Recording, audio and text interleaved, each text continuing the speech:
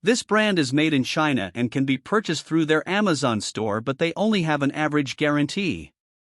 The 3-stage units feature a built-in air quality sensor that changes the color of the light on the front of the unit based on the room's current air quality and can control the fan when the unit is in the auto mode.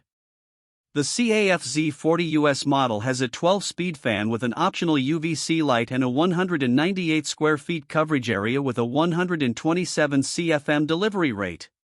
It is available in a standard version as well as a smart version that can be controlled by smartphone app or with Alexa voice commands. The CAf-Z45US model features a 4-speed fan with a PET layer filter and a 215 square feet coverage area with a 155 CFM delivery rate. This brand receives an overall 3-star budget pick rating from HvacRepairGuy. Please share your experiences with this brand in the comments section of the HvacRepairGuy YouTube channel.